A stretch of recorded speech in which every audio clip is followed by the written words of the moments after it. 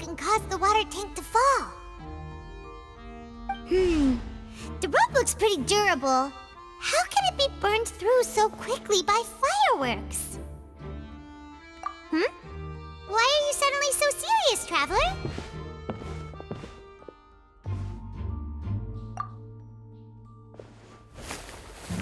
Whoa! Look! This bit is made from different material!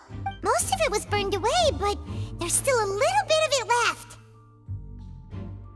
Huh. So if a rope meant to hold something was made with that kind of material in it, then that means... Wait! Why don't you write all this down? Let's take notes!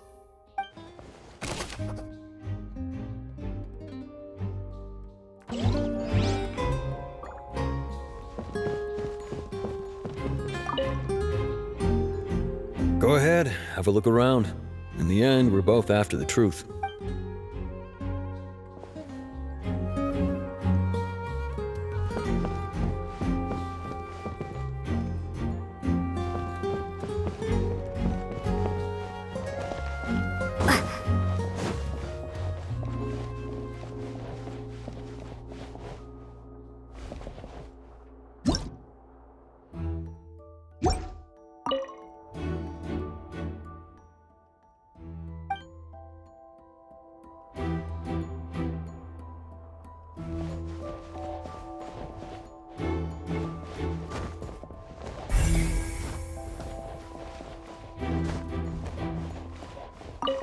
I see that you're investigating the area. Well, it just so happens that I'm interested too. If you find any new and interesting leads, be sure to share them with me, all right? We don't have too many thoughts yet. Then why don't I tell you my hypothesis first? The way I see it. It all started with that loud thud. The thud? Oh, you mean the sound that happened during the countdown? Yes, exactly. It wasn't terribly loud, but I suspect that most people heard it. It's just that everyone was awaiting the results of Linny's trick with bated breath, so no one paid it much mind. But now that the incident has happened, the thud has become an important clue. That makes sense. So, what do you make of it? I'm of the opinion that it may have been the sound of Linny's accomplice. Lynette, perhaps. Jumping atop the water tank, or something like that. And when the pyrotechnics went off, she cut the rope, sending the water tank crashing down. But wasn't the noise we heard too loud for that? Perhaps the balance wasn't right, leading to a particularly rough landing.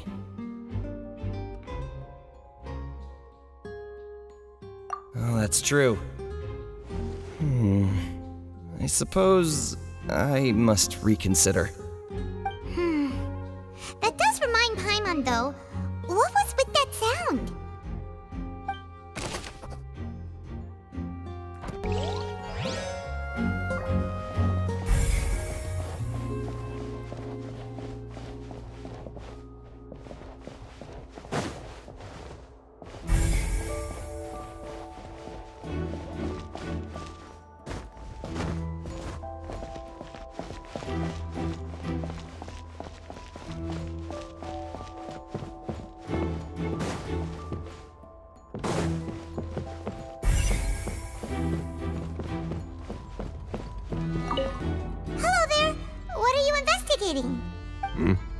Oh, this location has also been cordoned off because the Magic Troop members are currently considered prime suspects.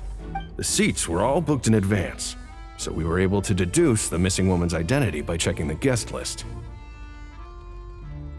Sure, it's not like this is confidential information. We will publish it later anyway when we petition the public to help us find the missing person. Her name is Halsey.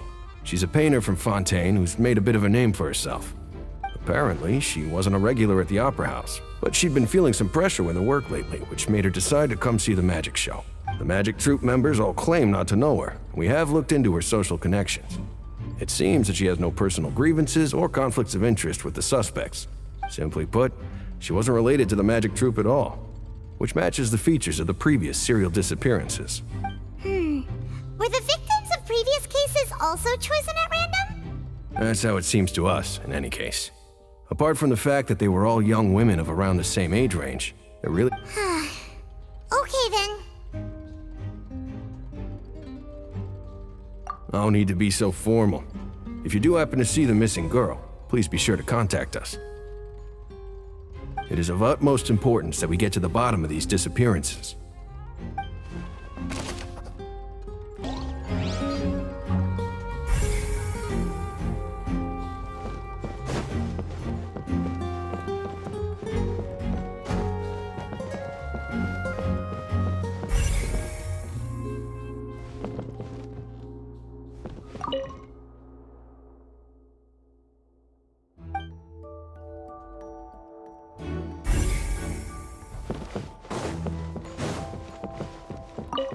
The investigation team has some new findings. Turns out there's an issue with the random number selector after all. See, I told you. What if the machine picked some big guy's seat? You think the murderer would have still made his move then? Sorry to interrupt, but we're helping Linny and Lynette with their side of the investigation. What were you saying about the number selector? There's something wrong with it? You're trying to help them? That'll be a tall order. Linny used the machine to pick a random member of the audience during his performance, right? The lucky girl that later disappeared. Well, we thought there might be a serious problem with the machine, so we had it taken away for further inspection. It turns out that the seat number it picked wasn't random at all.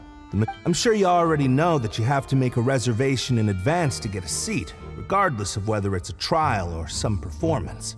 In other words, Linny knew who would be sitting where from the very That much checks out. Linny reserved our seats for us too. Bet you see why I was saying it'd be tough to make a case for Linny. Even though it's bad for Linny's case, Paimon had better write it down.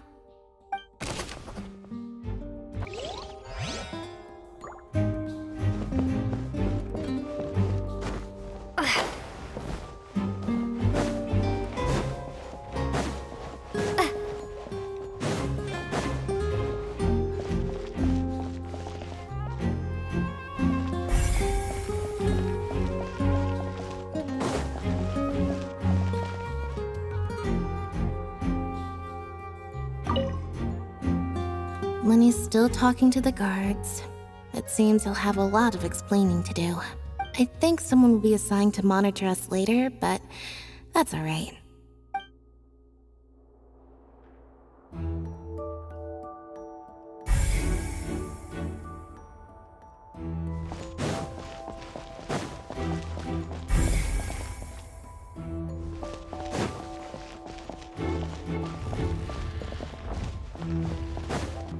Hey, you!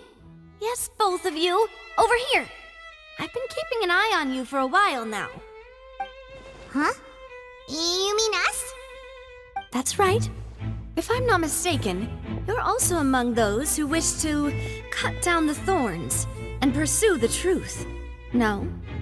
And by the looks of it, you're not from Fontaine. Well, you're right on the Mora about that one, but who are you? Have you never heard of the Spina di Rosula? From mediating disputes and providing protection to solving conundrums, you name it, Spina di Rosula does it. And I, Navia, have the honor of being its renowned president. Though those who play by our rules call me boss. I'm Silver, her attendant. Pleased to meet you. And I'm Melus. Demoiselle's various daily needs and affairs are under my purview. Huh? Boss? Demoiselle? What gives with the names? Well, I am the second generation president. Melus and the others are still used to my previous title. My apologies, Demoiselle. Should you prefer, boss, I will endeavor to use that instead. No need. You don't have to call me boss. Just Navia is fine. Okay, if you say so. Not that we're members of Spina di Rosula anyway. All merely trifling details. Never mind. Now, back to the situation at hand. That's right. I've always kept an eye on the serial disappearance cases. My interest stems from a matter back from my father's time. Judging from the look of things, I find Linny an unlikely mastermind. Really? We think so too! That's why we're looking for clues now. But how did you come to that conclusion? Intuition, naturally. My unparalleled intuition. Farina sure was quick to point the finger at Linny without any decisive evidence whatsoever, wasn't she? But that's not uncommon for her. If you remember, the Justice had to interrupt her and ask if she was pressing charges just to keep her from getting carried away. Anyway, a trial begins the moment someone levels charges. And, of course, there was no way Farina was going to back down in that situation. Sounds more like you just don't trust the Hydro Archon. Well, what's your opinion? I must admit that she can be interesting at times, but liking her doesn't mean that I'll blindly agree with her. All right, I've answered your question. Now, it's time you answer mine. Wait a minute, did that answer count? Well, I say it does. But don't worry, you won't hear any pointless questions from me. In your opinion, do you think it's right to treat a trial like it's an opera? Well? And why would that be?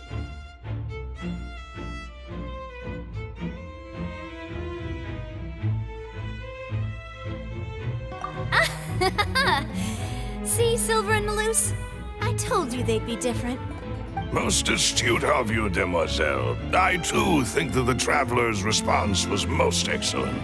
No matter how wonderful the script or how fervent the audience's expectations may be, the trials that go on stage here must be based in fact. And if that can be done, boss, then... All right, that's quite enough, Malus. Anyway, I like your answer. You passed with flying colors. Now, I need to make some preparations, following which our joint investigation shall commence. You two shall be my assistants. Wait! Since when did we become assistants? Well, I can be the assistant, sure. Or your companion, if you like. I'm really not that fussy. That's more like it. Far be it from me to brag, but I believe that Demoiselle's intuition will be instrumental in uncovering the truth. You wish to save a friend from false accusations, and we wish to unravel the disappearances. In this sense, our goals are aligned. You have a point. You're quite the talker, aren't you, mister? And what about you over there? What do you think? You seem like you've got something on your mind. I have nothing to add. Oh, alrighty then. We'll be making some preparations first. Just be sure to let us know if they start revealing Linny's tricks.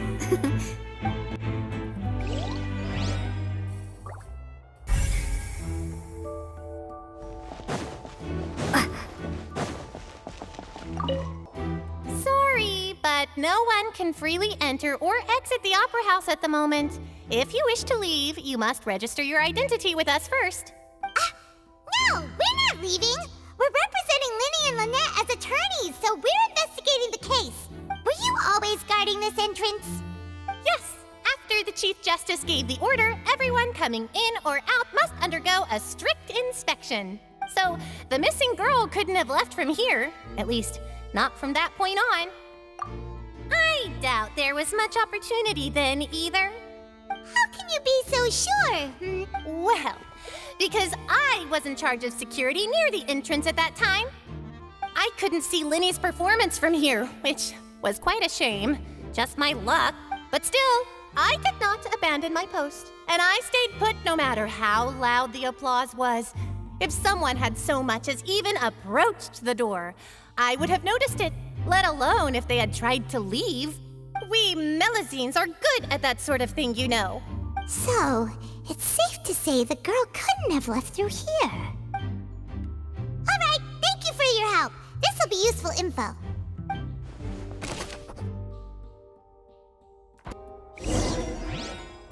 We've checked everything of note here at the performance venue. Paimon wonders how Linny's discussion with the guards is going. Let's go see, shall we? Understood. Then I will be going with you. Just so you're aware, I will be monitoring your actions and making notes as necessary. Very good. Thanks for being so agreeable. I'd pull a rose out of my hat as a gift for you if I could. You may spare the pleasantries. I'm just doing my job. You've arrived. Who's this? Me? I'm Spina di Rosula's guardian angel. If you've got a problem, I've got the firepower. Sorry, I got a little carried away there. Call me Navia. I'm a partner of theirs, and will be helping investigate this whole situation. And these are my companions. Would you mind if they join as well? Fine by me. Oh, new helpers? I would be most grateful. Well, let's just say we're tagging along. It's not every day you get to see the secrets behind magic performed on such a large scale. I appreciate your kind interest. Come with me. We'll be heading below stage.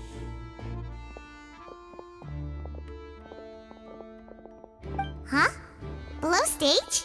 Yes, a world of secrets is hidden beneath this magic box, prepared specifically for this switcheroo trick. But before I reveal everything, you should have a look first. Notice anything strange here?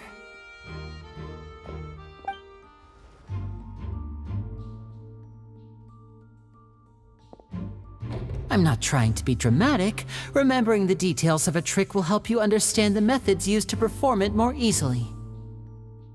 Huh. Weren't there balloons and other decorations here? Where did all that go? Ah, good eye. That said, you're still far from discovering the answer. The back? You mean the inside of the door? What's different about it, Paimon? Very good indeed. I thought you might not be able to catch that, given that you were sitting in the first row. The back of this door was patterned. Those patterns are now gone, replaced by a smooth wooden board. So, if you put 2 and 2 together, what do you get?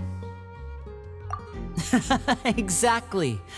All right, let's go. I'll tell you how it works as we head down. Oh, so there was a passageway under the magic box! I knew you'd figure out most of it as soon as you saw this place. The 2 magic boxes are positioned right above the 2 entrances of the tunnel. See this flatbed trolley? The box with the lucky audience member in it would be shuttled over to the other side using the trolley. This trolley can raise and lower and even rotate, ensuring that the box will face in the right direction. I see. So that's the purpose of the box inside another box. Precisely. The inner box would descend after the audience member was put inside and be moved along the trolley, all while the outer box would remain on stage as if nothing had ever changed. So that's how you did it! Once the box was lowered, the trolley would store some energy through this device here, with which it would complete the rest of the steps. The audience member would only be able to feel some slight movements in the dark, and by the time she walked out, she would already be back on stage. Right! You were talking that whole time, and you even came out for a moment near the end! Ah, yes.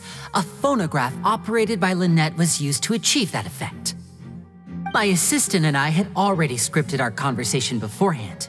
When the countdown began, I had already gone to the opposite box via a tunnel using that ladder. And what about Lynette? Where was she? I was in the mezzanine space in the back of the box. Oh, interesting! That's how we were able to coordinate Linny's lines with the assistant. And by the way, I was the one who walked out of the box at the end. I mean, we are twins. All it takes is a change of clothes and no one can tell who's who. And that's my favorite part of this trick. Only Lynette and I can perform it. So that's how it all worked! Wow, every detail you revealed was more amazing than the last! Lynette would briefly walk out of the box and then go back in, jumping into the tunnel and escaping before the box on the trolley could finish ascending. And then I walk out of the other box in the audience area, and the trick would be complete. The operative word here being would. But as you saw, Cal was in the box, not our audience member. She, on the other hand, mysteriously vanished. We really don't know how that happened. If not for that interlude, this would have been an astonishing trick. I probably never would have figured out how you pulled it off. And yet, to think that someone was able to use this magic trick to commit a crime. Could we have a look around? I think we can come up with some more leads. This is the scene of the crime, so Linny and Lynette are not permitted to stay here. I'll escort them back up. Yes, of course. No need to be so strict now. I won't disappear into thin air, you know. Thanks, everyone. We're counting on you.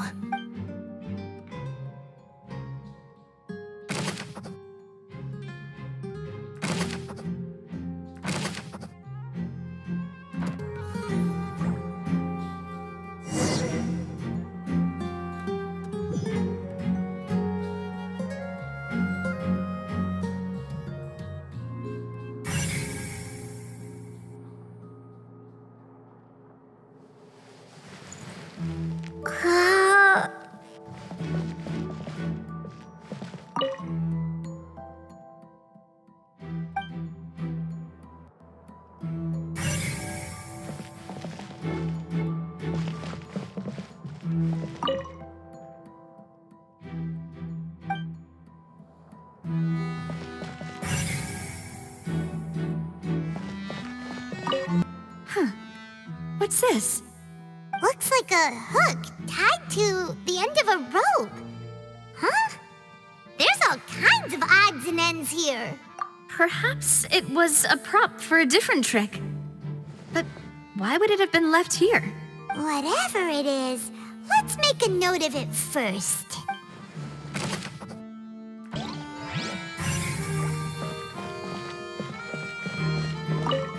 The floor is wet. Please be careful not to slip.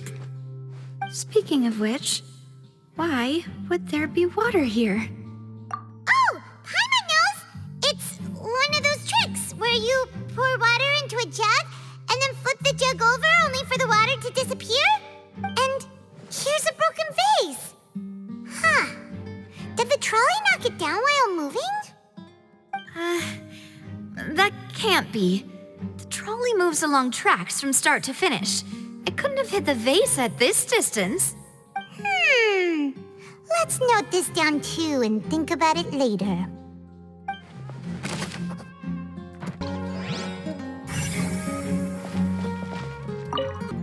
Oh, these are the clothes that the lady chosen from the audience was wearing, right?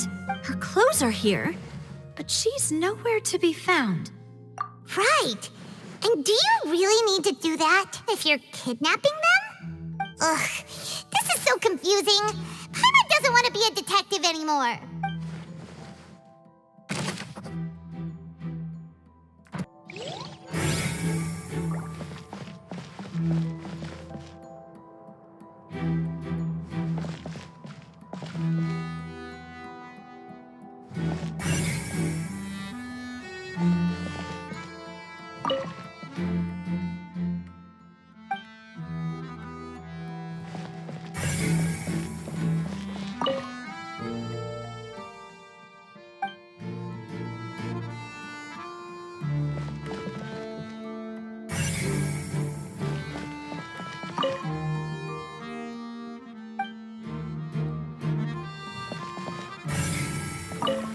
What is this place? It seems someone could fit through here. Could this have been the suspect's escape route? Alone, perhaps. But if they had to pull another person with them, the space would be too narrow. But there are no other ways in or out of here. Oh, you're right! Let Paimon write that down.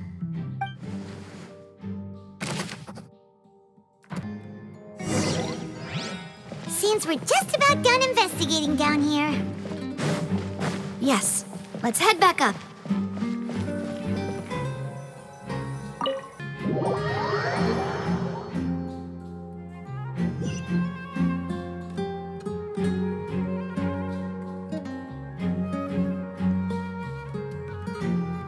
Well, we've ascertained the state of the crime scene.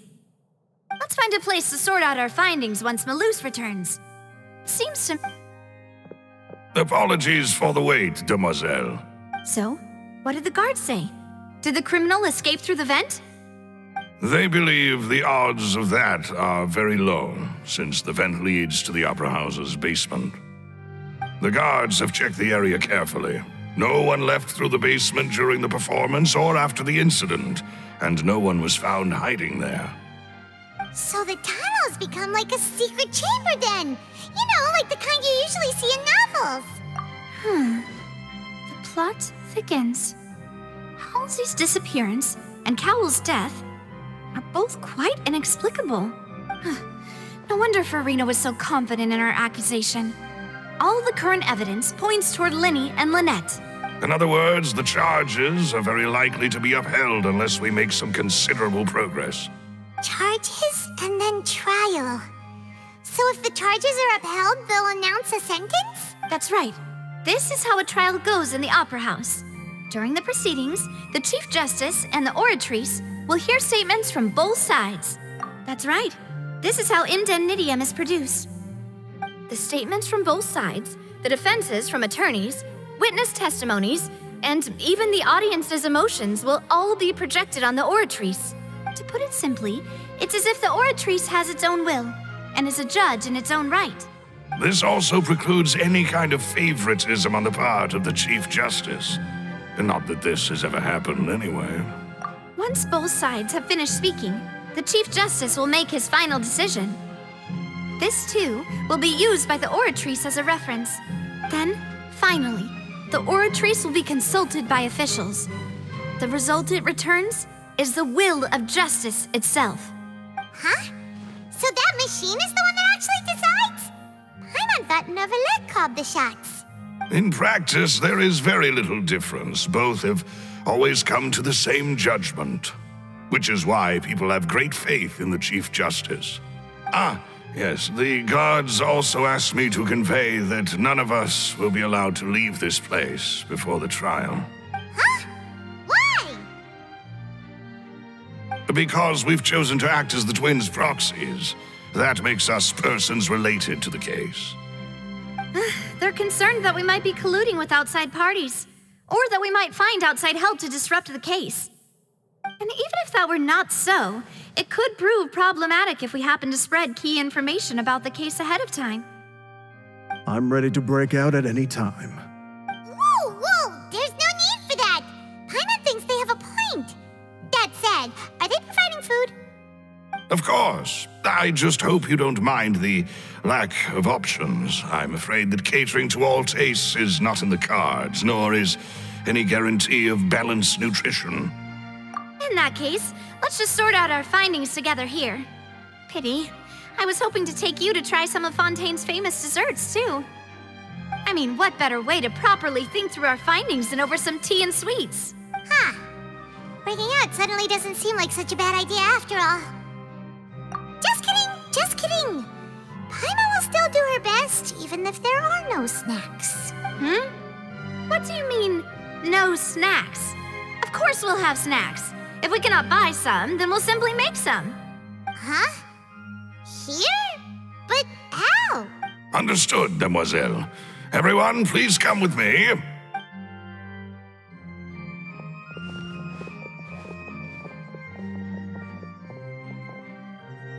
Wait, you're carrying a portable stove with you? Yes, I must be prepared to meet the Demoiselle's baking needs whenever the fancy strikes her. I have eggs, sugar, and almonds at the ready. Good work, you two. Then I'll get to it. Please sit tight for a moment. You'll get to taste my awesome snacks soon enough. These three are quite the interesting group.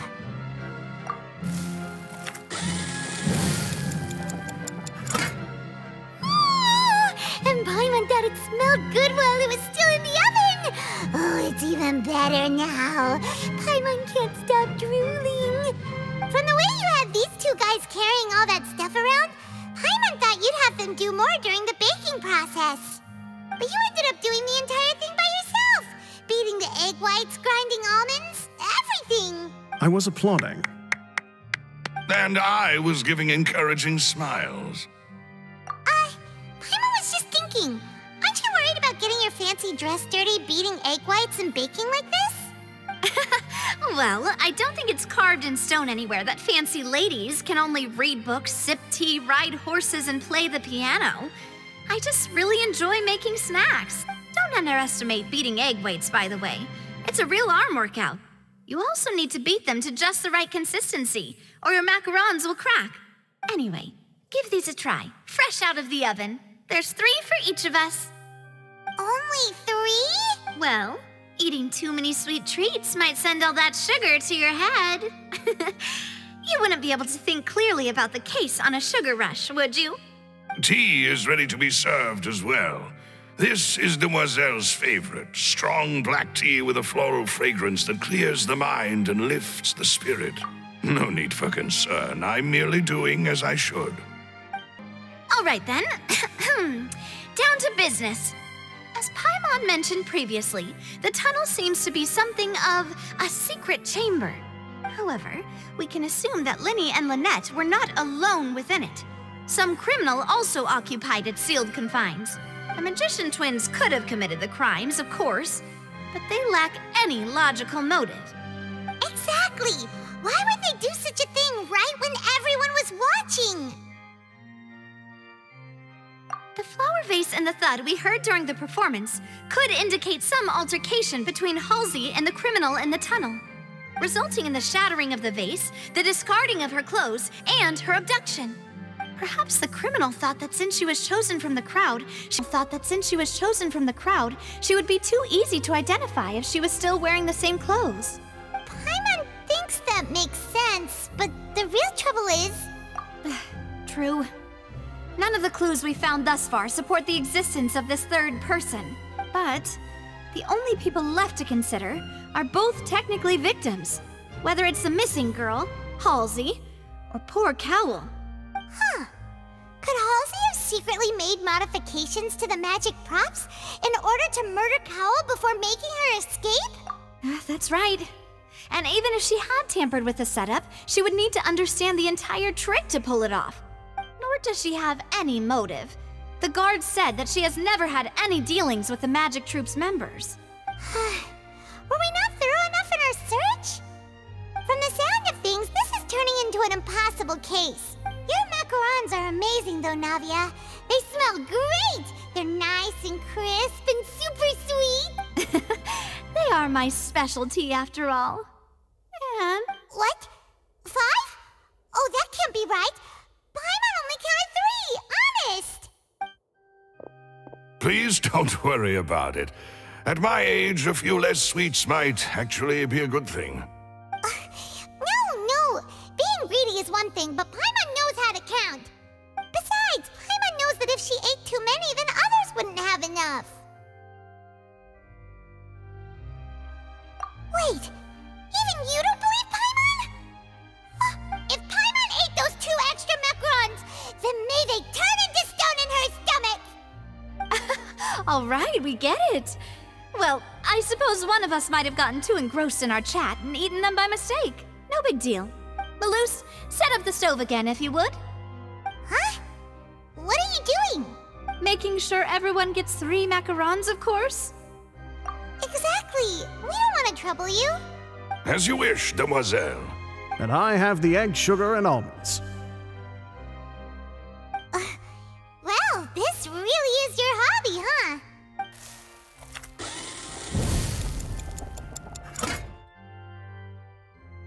Well, that's it for snack time. I'm going to have another look around the area. I don't know what we're looking for yet, but we've still got some time. As attorneys, I suggest the 2 of you think the case over again. It would be awkward if you got all tongue-tied on stage during the trial. All right, thanks for your help and for the snacks. It was nothing. A small task for the Spina di Rosula. Silver, Maloose, it's time to go. I'll be back if I find anything new.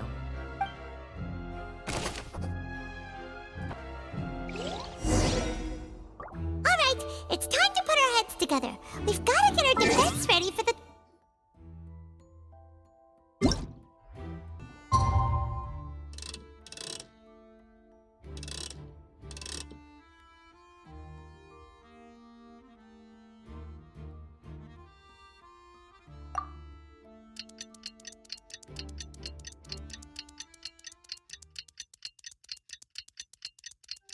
Shine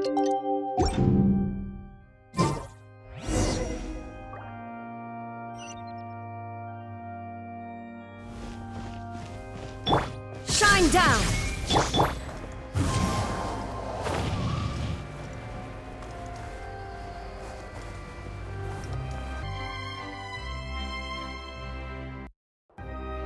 What do we do? The whole situation is so confusing. Good plan. Impossible things don't just happen. We'll get to the truth one way or another. Just relax. Even if everyone else suspects Lenny and Lynette, at least we will be supporting them from the stands. Besides, I doubt Farina understands any more about what happened than we do. Thanks, Navia. Well, we'll be going then. Best of luck to you.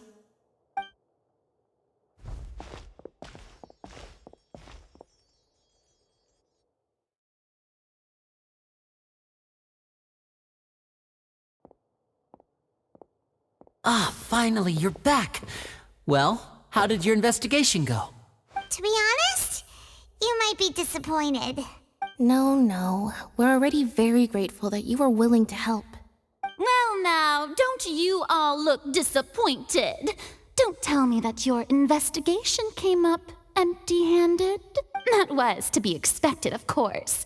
The guilty can never produce proof of their innocence. But don't let that stop you. I shall be terribly disappointed should you, my most anticipated foe, concede so easily. Since both parties are present, I declare that the trial regarding the magic show incident is now in session.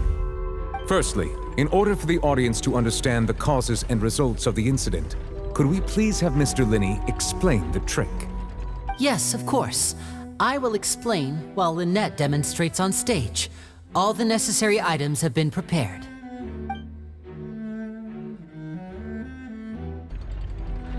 Thank you, Mr. Linney. In that case, I take your statement to be that you ran to and remained hidden within the magic box in the audience stands once the trick began, and thus could not have committed the crime. Yes, that's correct, Your Honor. In that case, I call upon the prosecution. Lady Farina, do you wish to refute his statement in any way? Why, of course I do. Allow me to take the first shot and break this case wide open. Mr. Linney is clearly lying. There is no way you could have been in the box the whole time if you were to abduct Halsey and murder Cowell. In fact, I'd say you were hardly in that tunnel at all. That is simply your hypothesis based on the presumption that I'm guilty. Oh, is that so? And if I may ask, what did you hear while you were inside your box? The roaring countdown of the crowd, of course. That's how I kept track of the time and built anticipation for the finale. And you didn't hear anything else at all? Nothing that might leave an impression of any kind? No, nothing. I see. But when the count reached 30 seconds or so, there was a thud. One so loud that I believe practically everyone heard it. Huh? Hey, hang on. Something's not right here. Yeah, I'm sure he could have heard a noise that loud from inside the box. I was right by the box, and I definitely heard the thud. Look at those scales. Could those mean... Well then, ladies and gentlemen, allow me to use the words of the magician himself. You never know what can happen in the blink of an eye. Indeed, it seems his alibi can also collapse in the blink of an eye. Of course, I have armed myself to do far more than smash your alibi. Confidence cannot go unfounded, and my foundations are rock solid. Tell me, aren't you and Lynette actually from the House of the Hearth? The House of the Hearth?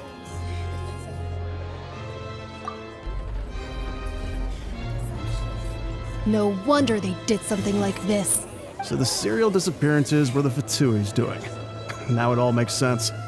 I've got a feeling that what happened on stage probably wasn't just an accident. that's irrelevant. Our identities have nothing to do with what happened. Indeed. Then perhaps you could tell us everything that happened during that 1 minute. Your first priority is to prove yourself innocent after all. I'm sure there is little that needs to be kept secret now. Unless your script already has holes in it.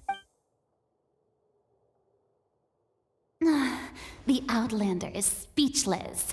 My, oh my, don't they look flabbergasted? Now comes the infighting and discord, I suppose. This was almost too easy. Good thing I made all those preparations. Seems the all-nighter I pulled last night is really paying off. Hey, Linny, why didn't you tell us this before? Order! Order! Mr. Linney, allow me to re-establish the facts. Lady Farina has raised 2 points. First, when the thud was heard in the Opera House, you were neither in the box nor the tunnel. Second, you and Ms. Lynette are both members of the House of the Hearth. Are these claims true?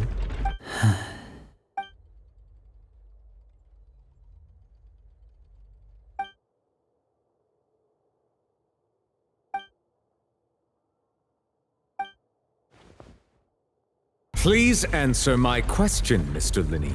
I'm sorry. Yes, they're true, Your Honor. I knew it! Well, that's it. We might as well move on to the sentencing already. What should we do now? Granted.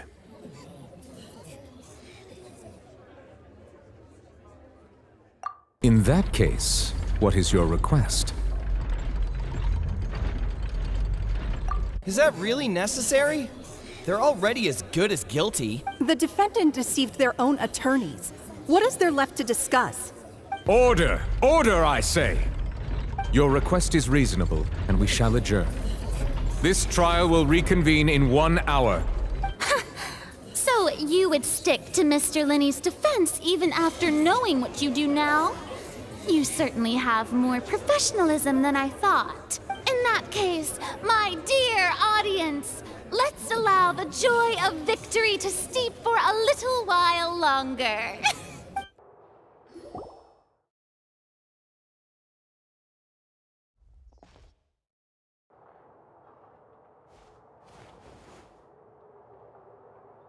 Well, this is awkward.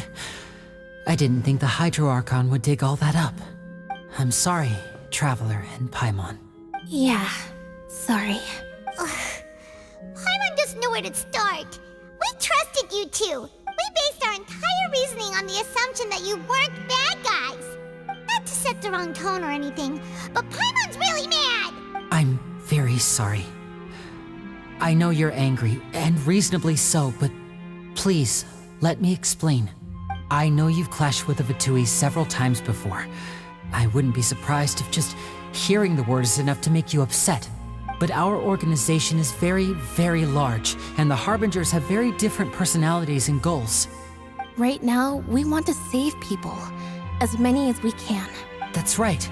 I'm sure we're on the same page when it comes to this nation and the disaster that its people might face. I knew if it weren't for our respective identities, we could become good friends. That's why I didn't wish to flat out lie to you, but chose to hide some details instead. The truth is very important, but being completely transparent about everything would see us spending more effort than we need to. Right. So, you be the judge. Heck, if I were you, I fear that I'd even struggle to trust me at this point. You met a Fatus who works as a magician, a trickster by trade. All by coincidence, too. But still, I'm asking you to trust me. I am no criminal. At least, not in this case. Sorry. Please forgive us. Well, you both say that, but... Right, let's hear your answer first, and no lies now! Of course. I'll answer any question you ask. We've been trying to find out how the Oratrice operates. We want to know why it has a consciousness. Why can it deliver sentences accurately? During our investigations, we learned that the machine's core is beneath it. From that moment on, Lynette and I have been designing this box swap trick with the objective of getting close to the core. Is that why you needed a whole minute? That's right. In truth, the audience would take about 75 seconds to count down from 60, while I would only need 15 to get to the opposite box. So, after jumping into the tunnel, I accessed the Opera House basement via the vent, and went to investigate the room in which the core is stored. That air vent was created during the construction of the tunnel specifically to execute this step. Well, nothing. As soon as I reached that room and was about to investigate, I heard someone's voice. Which should have been impossible, of course. I was quite certain that I was the only one in the room. That voice seemed to recognize me and tried to speak to me. I chose to err on the side of caution and retreated the way I came. On the way back, I saw the broken vase and the clothes on the ground, but the countdown was almost finished, so there wasn't time to give it any thought. After that, the homicide occurred just as you saw. Well, that explains why you didn't hear the thud. Because of that prophecy I told you about, of course. We must know all we can about this nation's secrets in order to deal with that prophesized crisis. That's the only way we can save everyone. So, there you have it. The whole truth. I swear, I didn't hide anything from you this time. It was never my wish to proceed under this cloud of mistrust either. But like I said earlier, you can be the judge. If you want to leave because you don't trust the Fatui, there's nothing I can do to stop you. Well, Traveler, you decide. Paimon will follow your lead however you choose.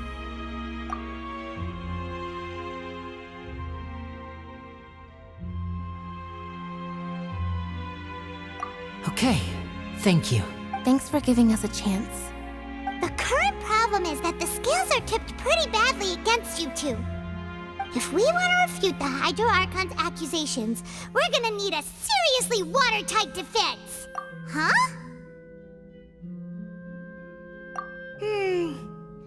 Oh, Paimon thinks she gets what you mean.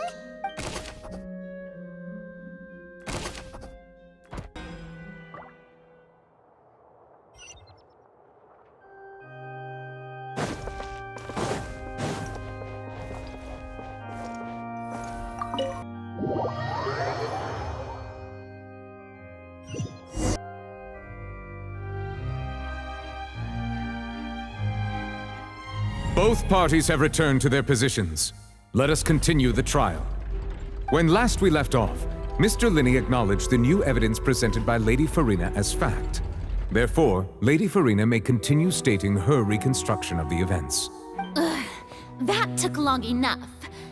Now then, if everyone would lend me their attention at this stage, let's revisit that scene from Linney's perspective.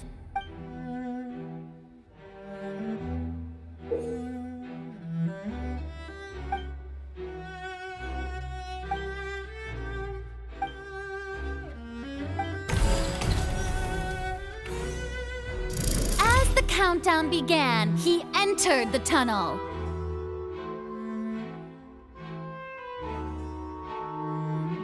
When the flatbed trolley passed, he opened the box and got into an altercation with Halsey, which caused the loud thud.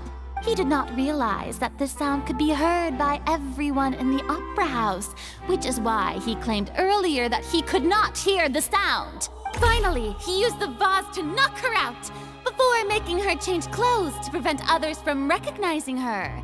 At this time, Cowell arrived in the tunnel, having heard that strange noise, and caught Linney red-handed.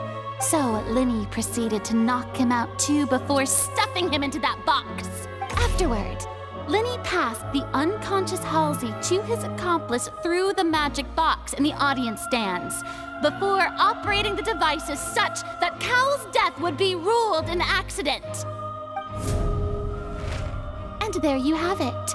That's the truth behind what happened. Does the defendant's side have any objections to Lady Farina's description of the events? The key to refuting Lady Farina is the order of events. What Linney experienced and what he saw.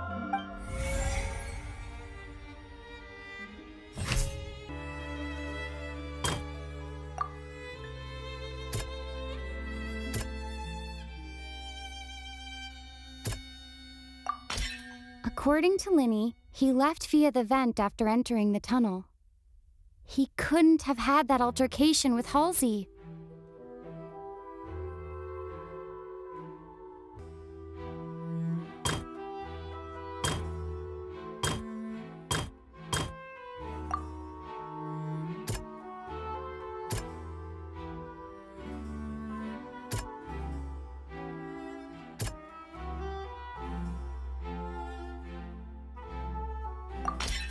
Linny did not take part in the underground altercation.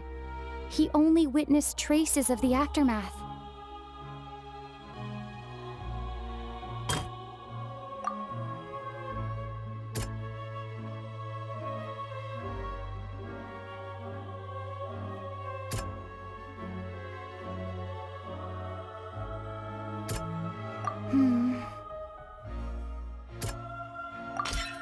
Linny went to the room that contains the Oratrice's core.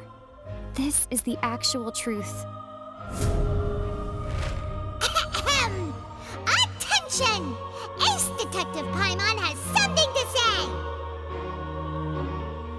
When the countdown started, Linny did indeed go into the tunnel. But he immediately used a vent to access the Opera House basement, which is where the underground core of the Oratrice is stored. Once he reached that area, he heard a voice in what should have been an empty room. Since he felt something was amiss, he returned immediately. The crime scene had already developed by the time he reached the tunnel again, and in order to complete the magic trick, he did not remain there for any length of time. Finally, he reached the surface, and that was when the accident happened from his point of view. Therefore, he's innocent!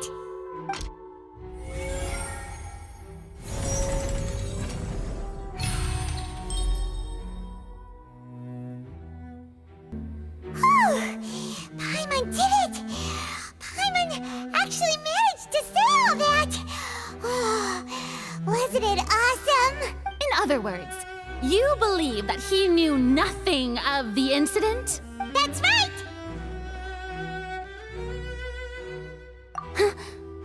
My reasoning?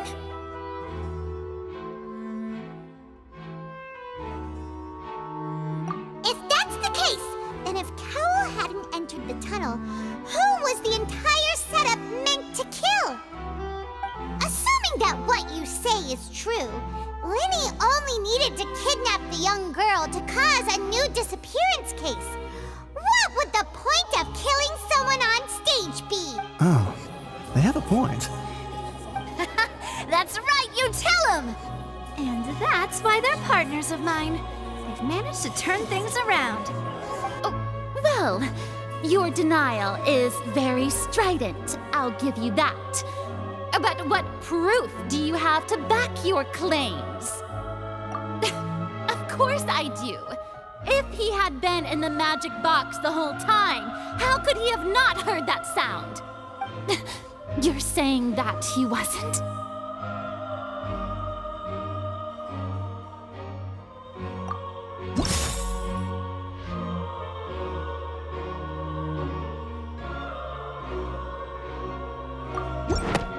Are you sure we don't need to give this more thought? Paimon thinks there's something off here.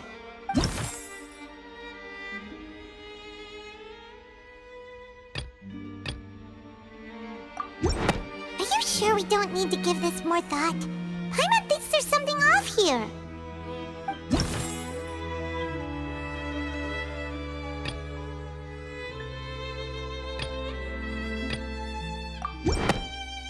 That's right! Linny wasn't in the box or in the tunnel. That's why he didn't hear anything strange during the performance. This means that when the crime happened, Linny had already entered the basement via the vent. The same clue you used to disprove his alibi has now become the best proof! Ha ha! How do you like that? Well played. To think you'd use such logic. Well then, if it wasn't Linny who committed the crimes, then who was it?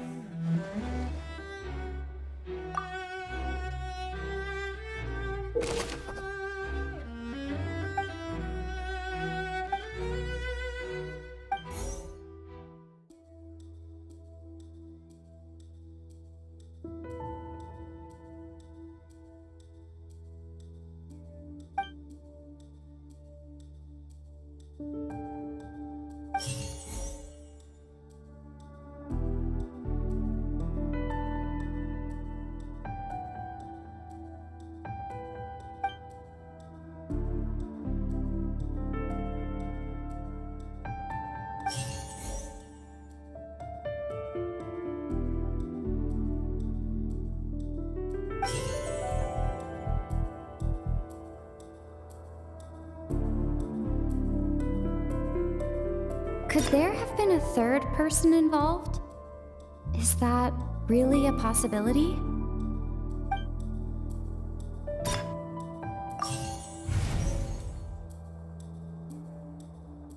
The deceased's name is Cowell, Linny's assistant. He would have been able to tamper with the equipment. Halsey is the missing person and an ordinary audience member. Or did she have her own scheme all along? The deceased's name is Cowell.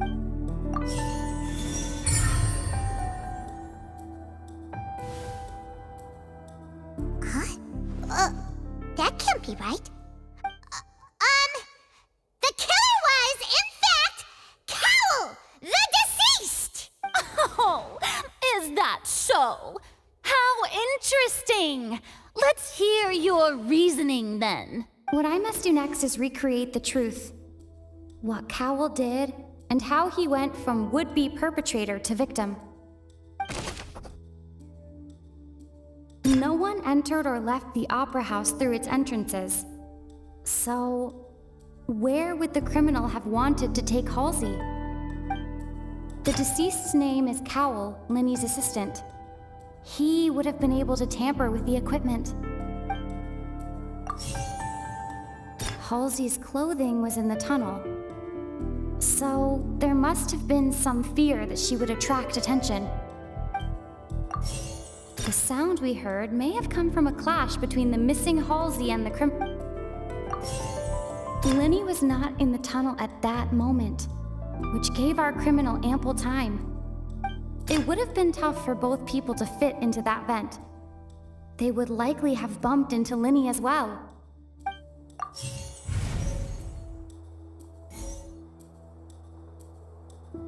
No one entered or left the Opera House through its entrances.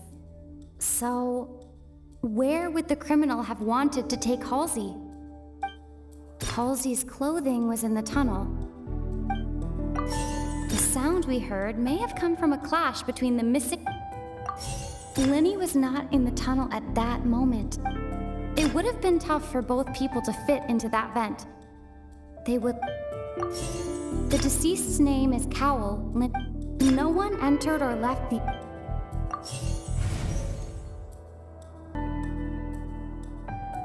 Linny was not in the tunnel at that moment, which gave our criminal ample time. The deceased's name is Cowell, Linny's assistant. He would have been able to tamper with the equipment. Halsey's clothing was in the tunnel.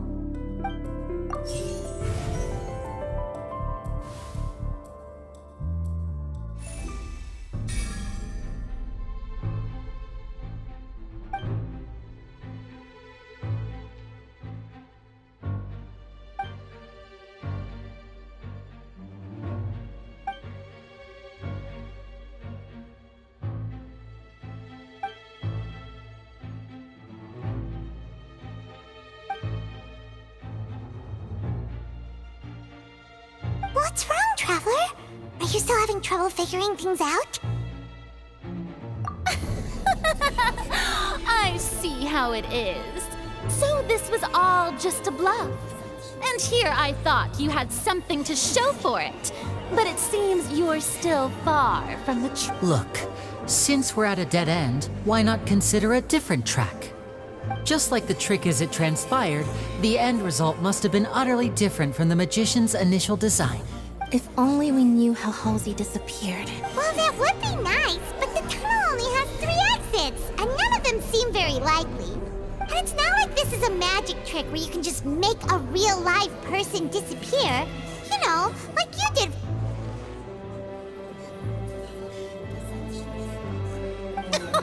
Excuse my interruption, dear opponents, but do you not see that the crowd is growing impatient? There is no greater sin in this opera house than an awkward delay in the performance.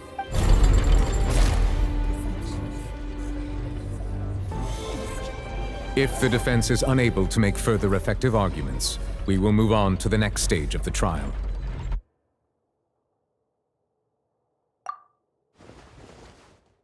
Linny was was not in the tunnel at that moment, which gave our criminal ample time. The sound we heard may have come from a clash between the missing Halsey and the criminal. The deceased's name is Cowell, Linny's assistant. No one entered or left the Opera House through its entrances. So, Halsey's clothing was in the tunnel. So, it would have been tough for both people to fit into that vent. The vase was not broken by chance.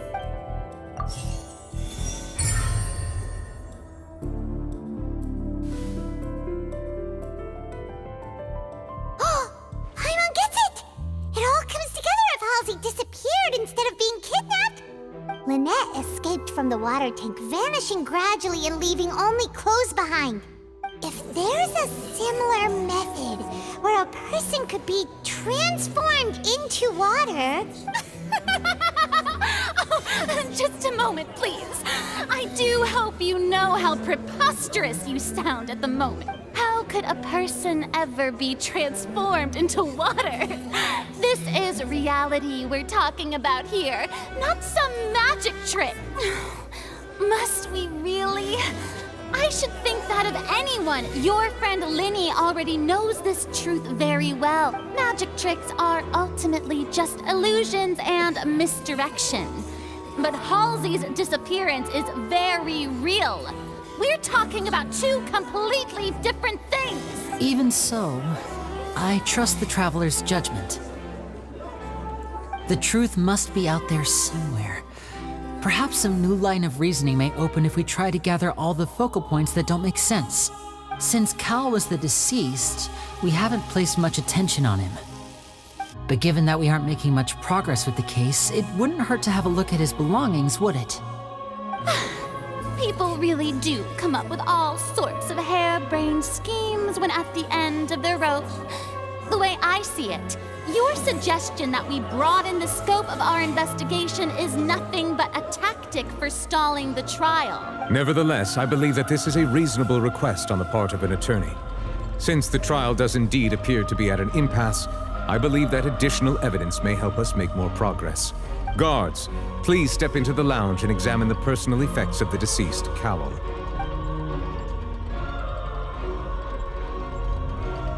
We are still examining the items, but we have already made critical progress that we feel must be shared with everyone post-haste. We discovered several test tubes of fluid within Cowell's baggage, each labeled separately. The notebook in his backpack claims that these fluids are... water from the Primordial Sea. The Primordial Sea?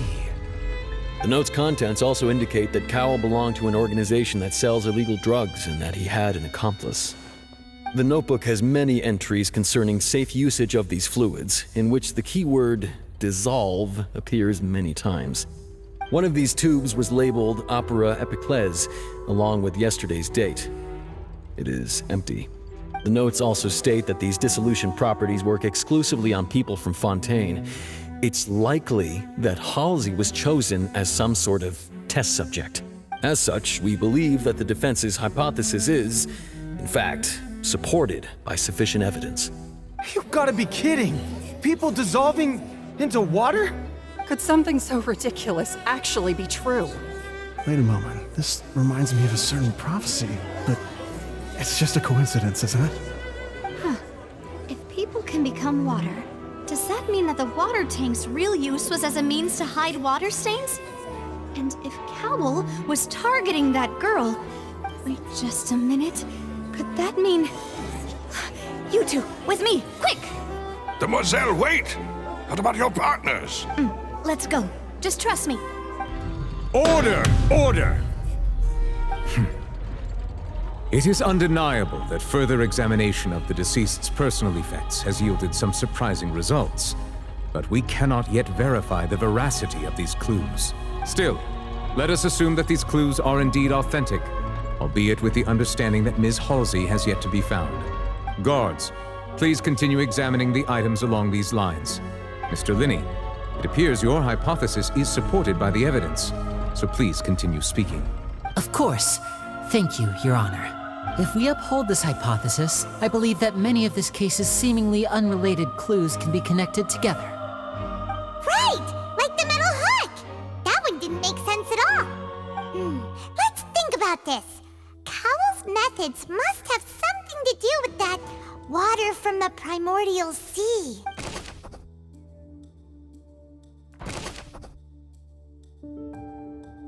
Now it seems like the hook rope was not meant for another magic trick, but was instead some form of triggering mechanism.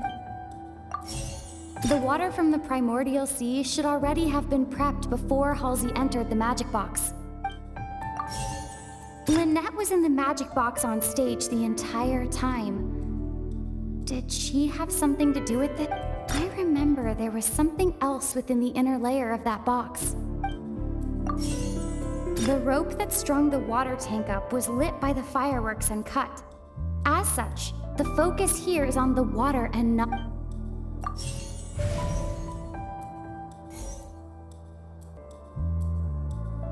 The deceased's name is Cowell, Linny's assistant. Now it seems like the hook rope was not meant for another magic trick.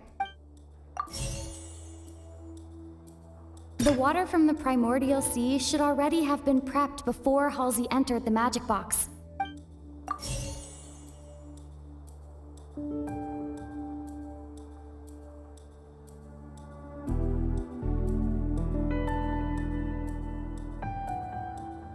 Lynette was in the magic box on stage the entire time.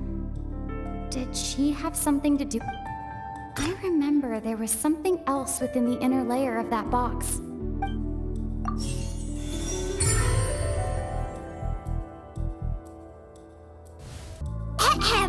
It's Ace Detective Paimon's time to shine again! In the original plan, Cowell would tamper with the water tank rope and the number selector securing his target. When the magic box containing Halsey was lowered, the metal hook would retract gradually and pierce the balloon at the top of the box. When the balloon attached to the box popped, the water from the primordial seed inside it would pour down and dissolve Halsey.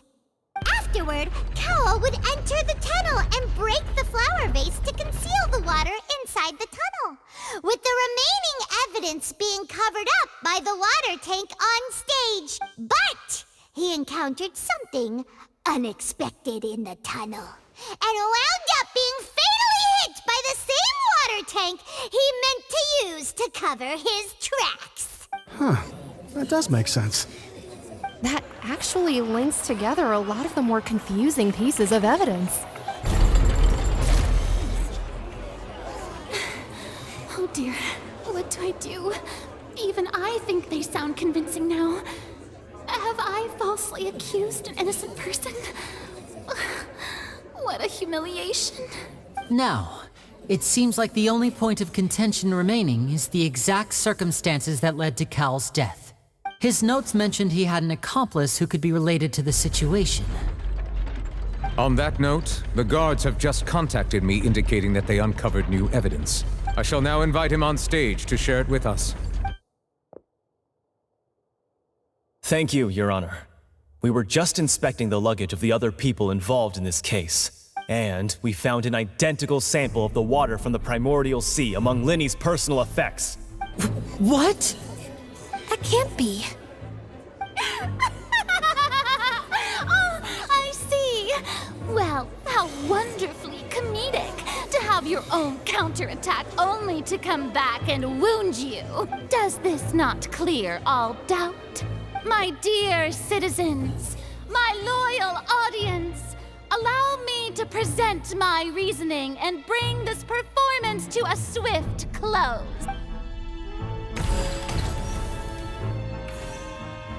Linny did not need to take part in the dissolution of the young woman at all.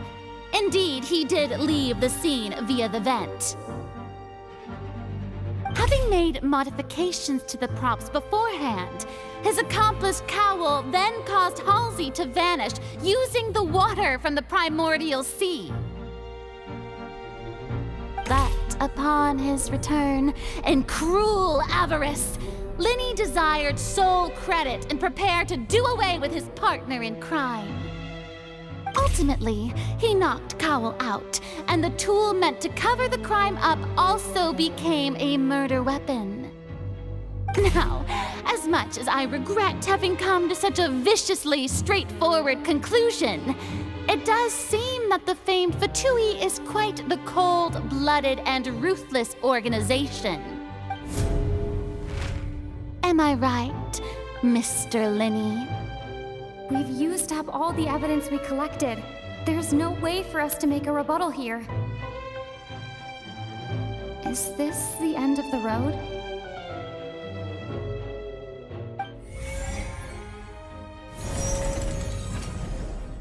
Oh no! Paimon can't think of anything either.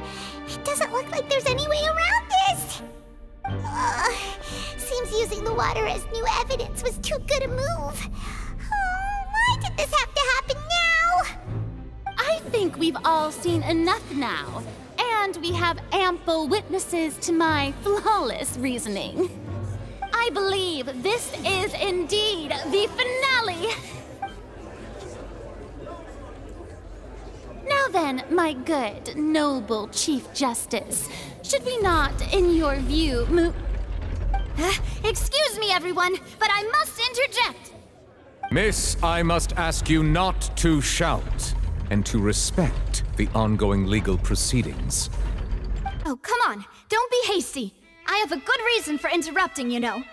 Now, would anyone here like to take a little break from all this debate and see a little magic? I'll show you an amazing trick. One that can bring a young woman who has disappeared back in the flesh, right before your very eyes. Please, do the honors, Mr. Linny, if you would be so kind. What in the world is she saying? No offense, miss, but miracles like that are beyond my scope as a magician. Come on now, don't be silly. Magic is all about misdirection, isn't it? It often conceals the truth while presenting a fascinating illusion. But once everyone believes the illusion, can't magic reveal the truth to them once again? And wouldn't such a trick be the most marvelous finale to today's performance? Come on, Linny and Lynette, give it another go. Don't worry, Spina di Rosula has made the necessary arrangements on your behalf. But as the magic makers and stars of the show, I think I should leave the final performance to you. I understand.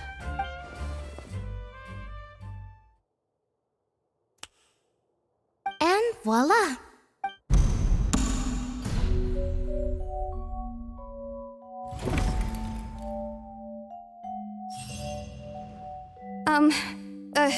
Sorry for the interruption. Wait, isn't that Halsey? So the whole thing about people dissolving wasn't true after all? To be clear, I'm only here because this person told me that if I testified, the merit of doing so would lessen my sentence. I was hiding outside this room listening to the proceedings because I was afraid that I would be the one put on trial. I was just feeling happy that no one had noticed me, and then before I knew it, she caught me. That'll teach you to underestimate us three. Where should I begin? I'm sorry. I'm the one who killed Cowell. I admit. What? Why? Firstly, my name isn't Halsey. It's Lillian, and I'm originally from Mondstadt. I heard that Linny's show was gonna be a real thriller, but I missed the chance to buy a ticket, so I stole one. That's how I make a living. I steal stuff here and there. And I'd never been caught before. But I was noticed at the harbor a few days ago, and I barely got away. Linny was the one who caught me in the act. Hey, no wonder you look familiar. So you were the thief. Liddy even mentioned that you were pretty skilled. Well, and I thought that would have been the end of it, but then the number selector chose me. He even mentioned the Fortress of Meripede. That's a prison, isn't it? So you can imagine how shocked I was. I thought he was onto me for sure. So I played along with the show while looking for an opening to flee, but then I got water poured on me for no reason, and then someone jumped into the tunnel to nab me. I wasn't going to take that lying down, so I knocked him out and stuffed him into the box. There was nowhere to run from there, though, so I had to change my clothes and hide in a box containing performance costumes. I slipped out after the first guard arrived at the scene and continued hiding inside the opera house. Can a person even hide in there? But I swear I didn't know that the water tank would fall down. Really, I swear it. Had I known that, I wouldn't have put him in the magic box. I may be a thief, but I'm no killer. Well, that makes everything pretty clear now, doesn't it? This time, we need to tell the entire story from Lillian's perspective.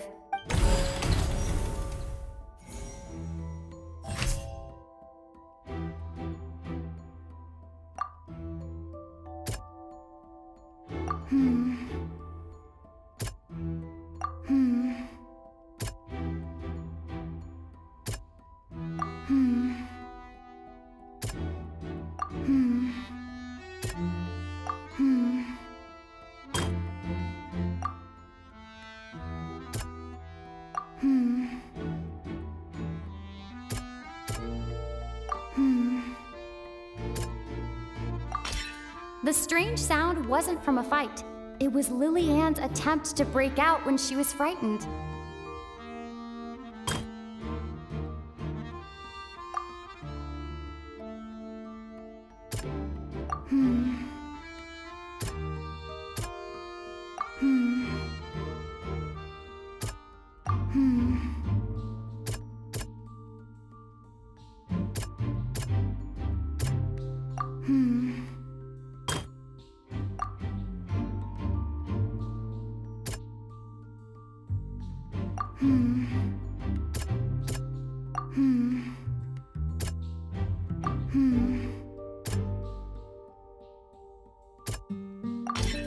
Lillian was afraid that she would be recognized if she left, so she changed clothes and hid, biding her time.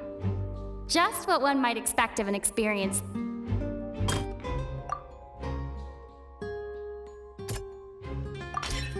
The flower vase was not broken to cover anything up, but was smashed during the struggle between Lillian and Cowell. And it's Ace Detective Paimon time! Having been selected out of the blue, Lillian panicked. Her panic only intensified after she entered the tunnel and had water poured on her head. So she kicked the door open, producing the thud we all heard. Hearing the commotion, Cowell leapt into the tunnel, only to discover that Lillian had not dissolved. He did not know that Lillian was not from Fontaine, but was a thief who made her way in by stealing a ticket. Mistakenly believing that the water from the primordial sea needed time to take effect, he tried to force Lillian back into the box. The two broke the flower vase during the struggle, but Lillian came out on top, knocking Cowell out and putting him in the box. With no way of escaping, she changed her clothes and hid in the costume trunk until the performance ended.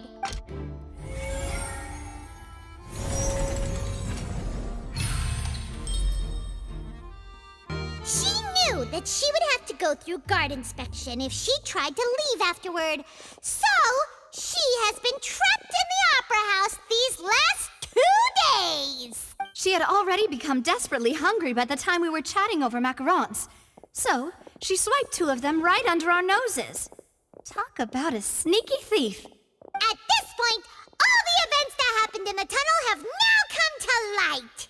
Ah, so that's the whole story. Bravo! Now then, Lady Farina, do you wish to speak against the defense's statements?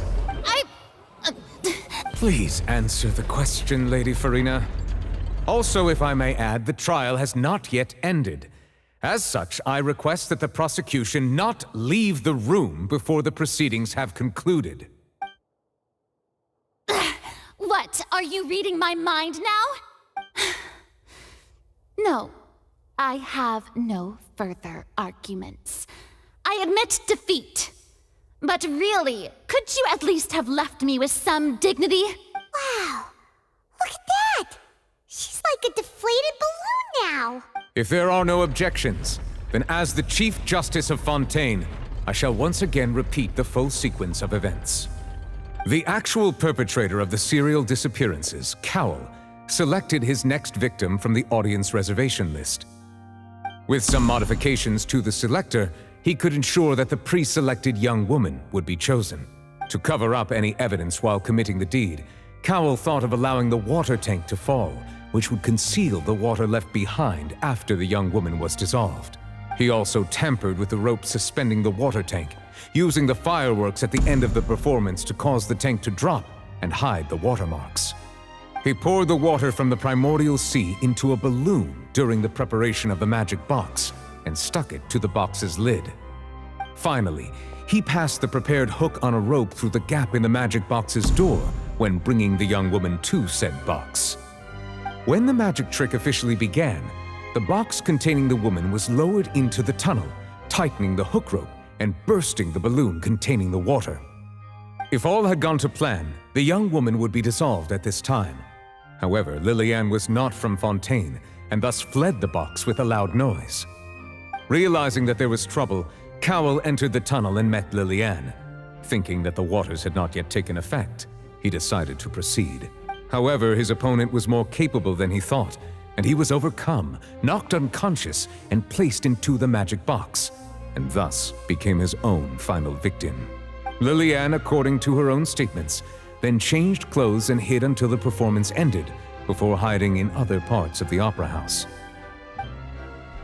As for Linny, he was in the underground structures within the opera house, and was thus ignorant of these happenings. From this reconstruction of events, we can conclude that Linny, the accused, is in fact innocent. While there is much in Linny and Lillian's conduct that should still be investigated separately, this case at least can be handed over to the Oratrice to make the final decision.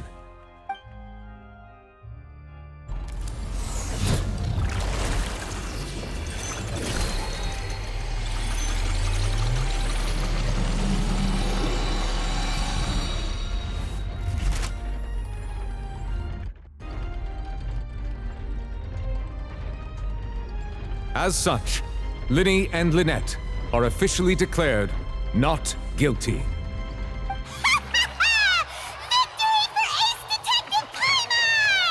Great work, partners. Thank you all. Thank you so much. Next, I think we deserve an explanation, Guard Vaughn. How did you find the water from the primordial sea in Linny's baggage? Right! Your discovery caused me to make a serious mistake, you know.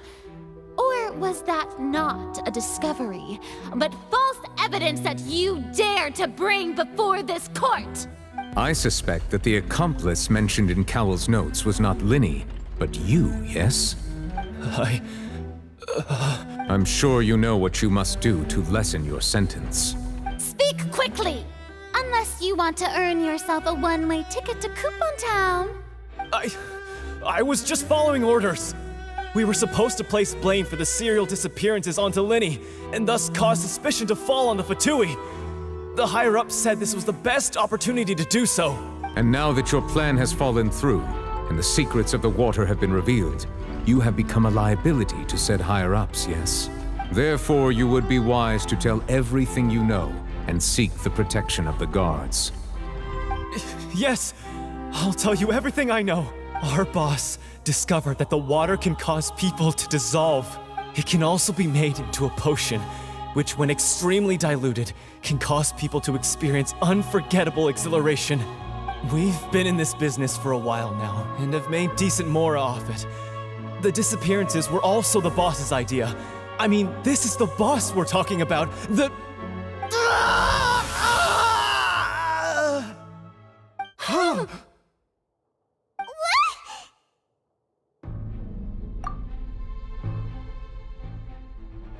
And now he can no longer talk. Such ruthlessness. I shouldn't have expected any less of them. An outrageous act. All present, please submit to inspection immediately.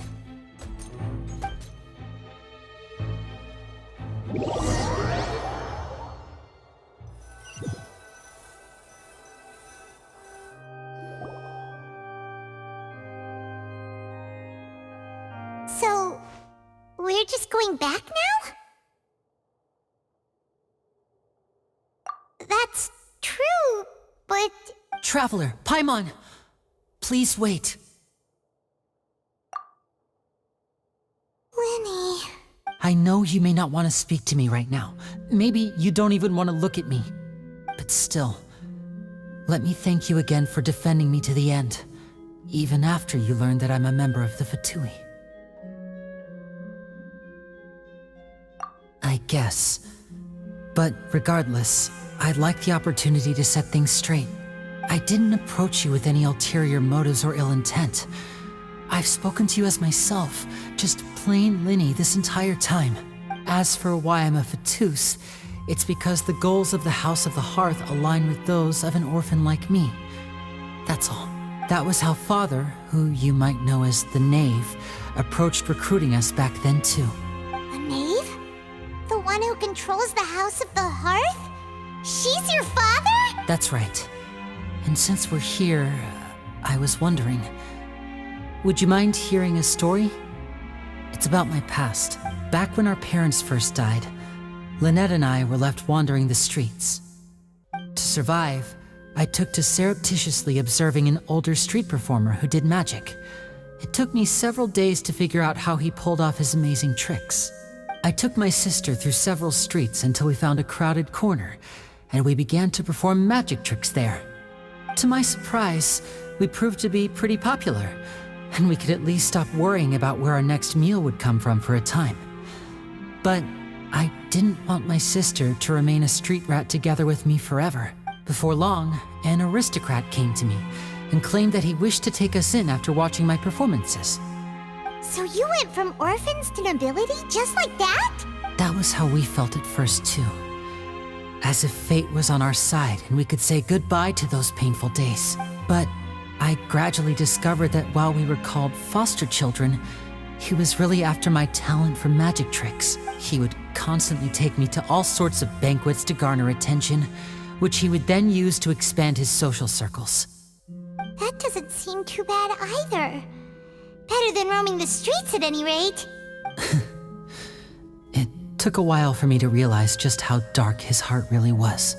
After one particular performance at a banquet, I discovered that Lynette was not on the same return vehicle as me. I waited a long time after we returned home, but she did not come back. I went to that noble's bedroom and asked him about her whereabouts. The answer he gave me was, she caught the eye of the most eminent person at the banquet, so I sent her over as a gift. I mean, you'll be able to perform your magic regardless of who your assistant is, yes? Oh no. So he was gonna... But wouldn't Fontaine's laws deal with such people? As far as outsiders are concerned, this is a relationship akin to adoption or foster care, and they have their ways of escaping the eye of the law. I managed to ferret out the location of the mansion of that so-called eminent person and hurried through the night. But by the time I leaped over the walls, avoided the guards, and made my way in, all I saw was the moonlit ground covered in blood, and the knave standing there in the darkness. So, she'd already taken care of that guy. That's right. She had rescued my sister before she could come to any harm, and had even discovered several girls hidden in a basement. All of them, the knave, might have seen something in me, and so she made me an offer. The House of the Hearth welcomes you, for your interests align with ours. Here, none will ever betray you. Indeed, betrayal shall never be permitted here. I was hesitant to trust her. I had just been betrayed by nobles, but she was also quick to destroy the noble who had taken us in at first, giving us back our freedom. Oh, so that's how the two of you joined the House of the Hearth. She has her own plans. She has gained permission from the Tsaritsa to first use the Gnosis' power once she obtains it. She plans to use it to find a way to break the prophecy and save Fontaine. So, she believes in that prophecy too? That's right. The whole House of the Hearth is currently working to combat that crisis. Today's case has also proven that people from Fontaine can indeed dissolve into some sort of water, thus further supporting the prophecy. all of us house members here, Lady Arlecchino herself included, are from Fontaine. We won't give up on defending our homeland. To us orphans, the only connection we have left to this world, apart from our family, is our homeland. So, from small deeds like distributing magic pockets to huge schemes like stealing a Gnosis, everything is aimed at dealing with that prophecy.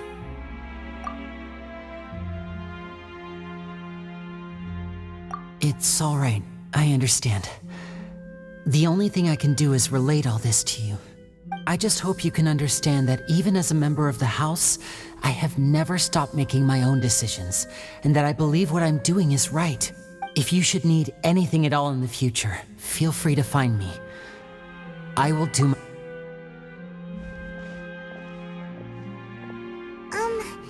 Bye, Linny!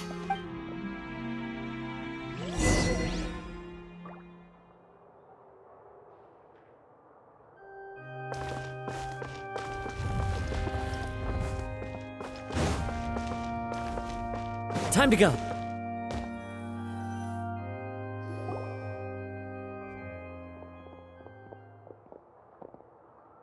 Hey there. What was with the disappearing act you pulled right as the trial ended? Were you looking for us, Navia? Well, this whole thing isn't exactly over, is it? I do feel that we're getting closer to solving the serial disappearances case, though. Don't you think so, too? Huh? What's wrong, my dear partner?